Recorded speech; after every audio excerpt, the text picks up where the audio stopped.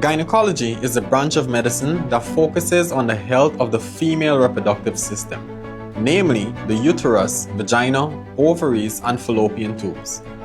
This story takes us to the 1840s and mainly centers around a young enslaved girl named ANARCHA Westcott. She wasn't a doctor nor a scientist, yet the future of modern gynecology would be built on her body. This is the story of ANARCHA.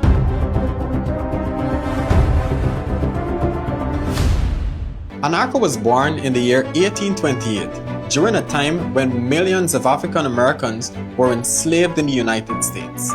When she was 17 years old, she endured a tragic childbirth that lasted nearly 3 days. The baby sadly did not survive, and the prolonged labor caused major internal injuries. ANARCHA developed a condition called vesicovaginal fistula, a tear between the bladder and the vagina. The injury left her incontinent, meaning she could not control her urine. The condition caused constant infection, physical pain, and social humiliation.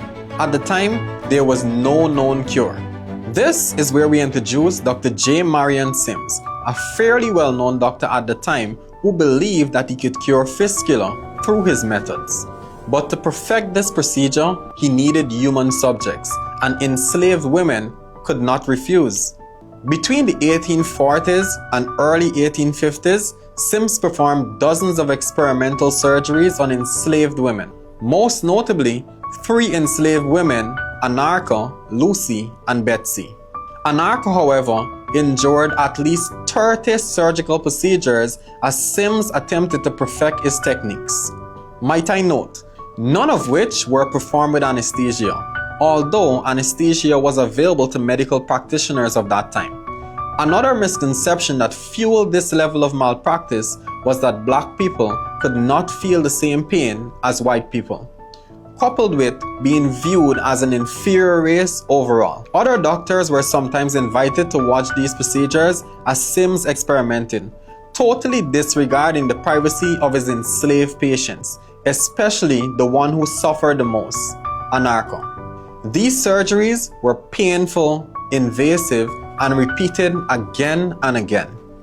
Finally, after years of experiment, Sims succeeded.